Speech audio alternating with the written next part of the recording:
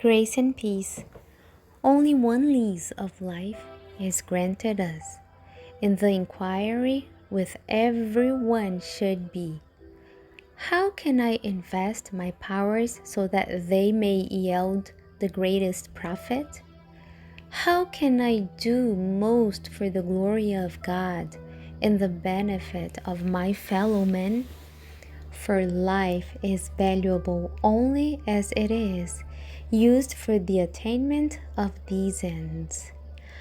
Our first duty toward God and our fellow beings is that of self-development.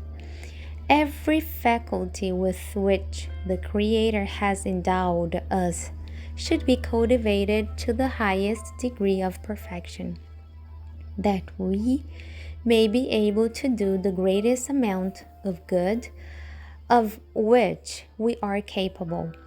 Hence, that time is spent to good account which is used in the establishment and preservation of physical and mental health.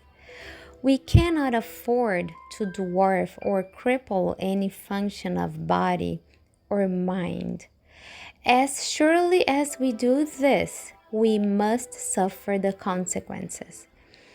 Every man has the opportunity to a great extent of making himself whatever he chooses to be. The blessings of this life and also of the immortal state are within his reach. He may build up a character of solid worth, gaining new strength at every step. He may advance daily in knowledge and wisdom, conscious of new delights as he progresses, adding virtue to virtue, grace to grace. His faculties will improve by use. The more wisdom he gains, the greater will be his capacity for acquiring.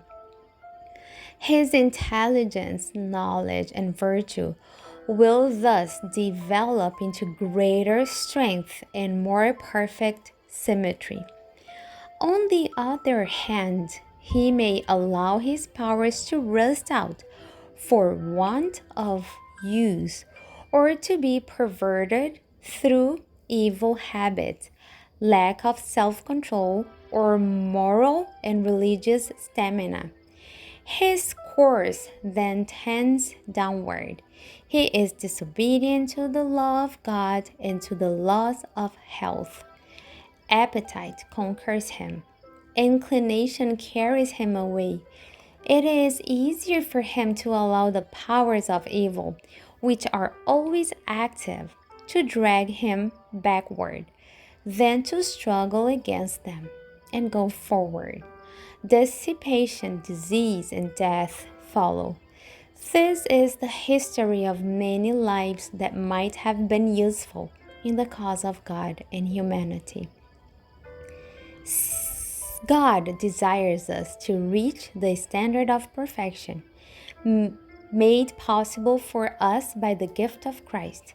He calls upon us to make our choice on the right side, to connect with heavenly agencies, to adopt principles that will restore in us the divine image.